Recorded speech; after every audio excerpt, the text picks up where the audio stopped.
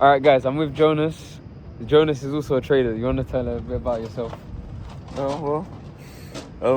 Nothing much to it. I'm just a trader. I've been trading for 3.5 years now, going to 4 years, and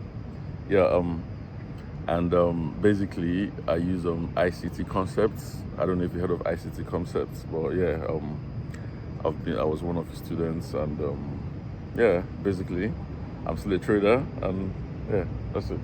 So literally months later, when I started working in Emmanuel, so I started working in April. Now I think it's probably like 3 months later, that's when I finally met with Jonas. We started talking about trading, and then I guess both of us was in shock. Yeah, I was a trader. Can you imagine that? I couldn't believe it. I thought I was the only trader here, but yeah. So I was just talking to Jonas about like how I was pretty much like struggling this week. The price action on gold was horrible, and I haven't said it directly to you guys yet, but I kind of went overboard today on Friday, and I was just talking to Jonas about it, and like. So what did you do? Like, what do you mean by overboard? So overboard is like I definitely overtraded. Like I went over my free trade rule, and then I over risked, and it was bad. Like it was so bad. Oh. But I didn't. So just to clarify, I didn't blow my account. Just to clarify, like I'll show my. So how many times do you trade today then? So you do 3 times. I didn't blow my account, but you can see like before. Man, it was 2,100 this morning. And now? And then now it's 1,200. 1,200. Wow. So you blew like what? Yeah, it's like nearly 900. Basically 900. Yeah. My days. Yeah. That's like literally half. So I can't lie. So I felt it. Yeah. I felt it. But no. It's like I know where I went wrong, right? I think that I did try to take. The thing is, I took mature trades, right, in the beginning. Okay. So, for example, I entered. I think it was buys. I entered buys on gold. I was up like 100 pips, and then next thing you know, man, the next, I don't remember which candle closed, whether it was the 30-minute or the 1 hour, and then boom, literally, I put my stops at, the mistake I made was that I put my stops at break even. Okay. And so I just want to clarify, I'm never putting my stops at break even again, yeah? Never again. So I put my stops at break even, and then You can't say you can never. Not never again. Break-evens are good. Not never just again. Depends on the trade. Just depends on the particular trade. Yes. But I'll actually ask you, what was your TP? Where did you set your TP? Because you just said. No, so I put my TP at 420. Okay. 420. So like you just said that you just got 100 pips. Yeah. And then you lost 100 pips. And then lost it all again. No, so when I lost it all again, I didn't lose it. It went back to break even. Went back to break even. Yeah. Fine. Yeah. So you wanted to get like 150 pips, 200 pips. Like, what was your target? Yeah, so my target was, if I'm not mistaken, it should be like 220 pips or 320 pips. No, 320 pips. Okay. Yeah. So, my the risk reward is like 1 to 6. 1 to 6. Okay. That's quite a lot though. No, it's quite a lot, but this is what my system is built around. It's built around having a 1 to. So 1 to 4 is usually counter trend trades, and then 1 to 6 is usually trend trades, following the trend trade. And I said, so the mistake I made previously this week is that I was trading the same range, right? Okay. One thing that I'm embedding is that if the sales fell or buys fell, then that means the range has failed. Because I say that because the successful trades I've had where I've had 1 to 6 or more, right? What happens is normally the range where I, for example, put in sells or buys, normally it just goes. Okay. I don't need to worry about. So your plan is good then, but it's just the psychology. It's just you. Yeah. 100%. 100%. 100%. If if your trade hits break even, it's not. That doesn't mean like it's not the end of the world. Exactly. Yeah, And I it doesn't know, mean I like it's a know, bad I trade. know, I know. You put the I break know. even there for something, I isn't know. it? It's for a reason, and he did the work, and he did his work. All you needed to do was to just look for the next trade, isn't it? Yeah. So that wasn't a loss, isn't it? Like break even isn't a loss. So was that the first trade of the day, or what? Like what actually made you overtrade? Like what was it? The second trade that you lost so much money, or the third trade? No. So the first trade I was following my like risk management. Like the most I'll use is 10% margin. Yeah. And then after that, it was just You just lost it because of the break even that it wasn't even that. I was just thinking about the whole week, and I was thinking, like, So the psychology still needs. Yeah, it was definitely psychology, because I'm trying to think about it now, and I thought like, the buys failed, right? I put sells, and price. You know what price did? Price didn't even touch my stop loss for the sales, and it came down. All I had to do was wait, yeah. But Okay. So it's still like, so you didn't wait. So you didn't hit your stop loss, or you pulled out, or like you didn't. But I pulled out. Okay. Yeah. So well, I think with psychology, it takes time. So for me, the problem is that when I put the idea, that this range has failed, right? The problem is I need to make sure that I stop after, right? Because during, for example, today, right? Following my rules, right? If the range has failed, then that means I forget about trading for the rest of the day. Until the range is changed. Yeah. And you didn't do that. Because I didn't do that, and I was still in trades, and at the same time I'm thinking about I shouldn't be in this range. I shouldn't be in this range. Yeah. And even it's crazy because I'm thinking about the trades my successful trades, and the successful trades, what happens is normally the price action starts to move within the first 2 hours. If price doesn't start to break out of the range in the first 2 hours, then that means the trade is invalid. Okay. So it sounds like you got your plan like really set. Like it was just sounds like you got a good plan, but just you now, that's the problem. Like you implementing the plan. That's the problem, isn't it? So you just need to work on it. Facts. Just work on it. Take accountability. I'm definitely taking accountability. Try and take notes. Journaling. Journaling is very, very important. Try and take notes, and it all takes time, man. It won't happen like in a week or in a month or in 2 months or in a year. It just depends. Like the different people takes different times. Me, because I think it took me about two and a half years and actually till now I'm still struggling with psychology. So I think it's what do you think it is about psychology? It's just us. It's just the human. Because it's just the human psychology, isn't it? Because like we are actually insatiable, like in thinking, in everything we do. We always want more. So that's just it. You understand? For me, so just fighting that urge, that your human, ability, that your human, urges. Okay, cool. So what's curious to me is that before I get into a trade, even while I'm in a trade, I know that it's just numbers on the screen. Yeah. So now I'm talking about the money, right? It's just numbers on the screen. Yeah. Right. The only thing that we should be focused on is price action.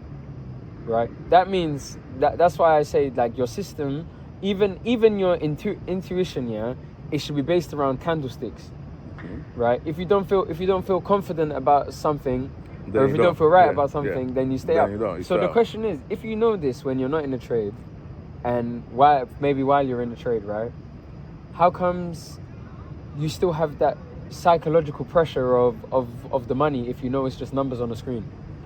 Man, like I said, it's all human deficiencies. That's a new word, yeah? So it's all human deficiencies, like you just have to fight it. That's why I say journaling. When you make a mistake or you do the wrong thing, you try and like hold yourself accountable. I'm so sad. Try and do the right things. Like, try and follow your plans to the T. Your plan sounds right. Just follow. Man, it if I show you, so I'll have to show you after we go back inside. We have to go back inside. No, you just what you just told me just sounds like a normal, like a textbook psychological problem. That Nah, just you see, now you're making me need- feel even more bad. No. When you no, say no, textbook, no, so- you say no, because you know I've text- been through no, that. It's happened to me. You know I've been through textbook. that. For me, when you say textbook, it means like amateur mistake. No. You know? Listen, amateur mistakes is dark. Everyone Amateur struggles. mistakes is dark. No one, I haven't actually met a guy, anyone that actually has gotten rid 100%, like, rid of the psychological problem. To be fair, I mean, You like, understand? So it's just part of trading. You just have to control it. You just have to, but also try and work on your risk management. I think you need to because you can be losing almost half of your account in a day. It doesn't, the risk management needs working. You need to work on it. I'll advise. It's crazy. It's only today. I'll advise. Okay. So like usually you risk 10%. No, usually I risk 5%.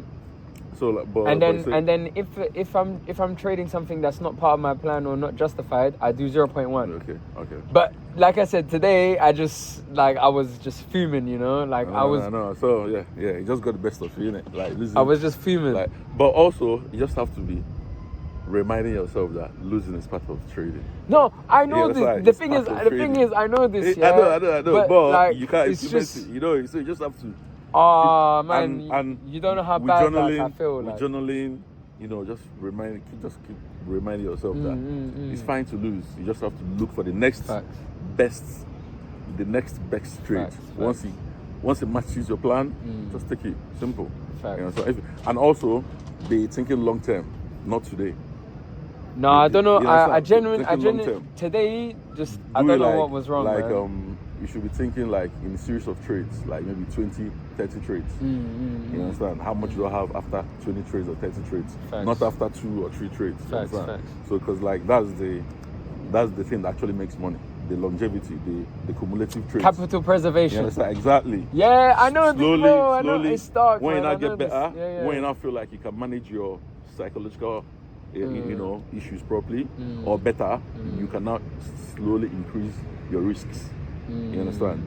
You understand, like the risk you're taking, because trading doesn't run. It's still here till next year, next 5 years, next 10 years. Yeah, man. It ain't going nowhere. Facts. So, and I think the problem that we have it, just like you say, is like you just want to make the money quick today. But it's like, no. So for me, it's just. But when you say that, right? Like when I wake up every day, right? I swear to you, yeah. I don't think about like, I want to make like, for example, a few grand a day. Yeah. For me, I'm just thinking, okay, like I want to find my setup, and I want it to win, you know. But if I win, I win. If I lose, I lose, you know. But so the thing is, today, like literally today, I don't know what happened. Like for example, yesterday I didn't trade with my main account. Yesterday I traded with my experimental account. And then today, they know about my experimental account, yeah. And then today you traded with your main account. Today I traded with my main account, and because, like, so I'll break down what I saw, yeah. So I saw the daily time frame after yesterday's close, and I saw the breakout, right? And I thought, okay, maybe now we're gonna start to see the move, movement, right? Yeah. And the thing is, that's what happened. It came down to 83, and it pushed up. My issue was that I was falling asleep while editing a video, yeah, and I was just saying, let me wait, and falling asleep like on the chair. Anyways, well, yes, trading, man. You just have to, you know. You've definitely made me feel more. Jonas has made me feel more accountable than I already felt, yeah, with myself today. Yeah, you just need to but I definitely want to say like 2 things. I want to say is that, well, number one, I think things could have been worse, you know. Like I could have blown the account. I could have lost everything. Yeah. Right. Yeah. The fact that I managed to keep myself in the game is a plus for me, I would think, right? But definitely, I think I made some amateur mistakes. You said textbook mistakes, but I'm gonna say amateur mistakes. Well, yeah. So what our advice is actually try and focus on the psychological part. Like actually reduce the risk, and see how you progress from there. So then, if you think like, okay, this whole week I didn't make any mistakes. You know, I followed my plans to the T. I did everything I'm supposed to do. But even if even if you've done everything and you're still in minus, it's still fine. But the main thing is once you start doing what you're supposed to do, like basically following your plans, then you can decide to increase, because basically following your plans should reflect results in the profits that you're making. So you just follow your plans, see the profits, and then scale up if you want to scale up. Yeah. You understand? So, but if you're still struggling with psychology, there's no point risking more. I wouldn't say okay. So for me, just try and just yeah. put an end to risking 10% or risk what you're supposed to risk. 5%. No, I'm not risking 10. I'm not risking 10%. So how did you blow the account then? If you're not risking 10% today? No, I didn't blow the account. No, sorry. How did you lose almost half of the account? So this this was 10%. so. Yeah, over risking, but I was using more margin than I should have. Okay. Right. Okay. So I'm sticking to my risk management in terms of like stop loss limit, right? Yeah. But all I'm doing is just I'm increasing my margin, which in fact is increasing risk too, right? Okay. So I didn't, but I will admit, right? Today was the one of no, okay. On Wednesday, no. On Wednesday, I also increased my stop loss to like 750 pips. Okay. Yeah. No wait, 750. No, that sounds bad. 7.5 pips. Yeah. Today I risked 100 pips. Yeah. Anyways. Wow. From 7.5 to 100 pips, that's too much, man. That's a lot. That's a lot. All right. Okay. All right, guys. Anyways. Talk to you guys later. Be back. Yes.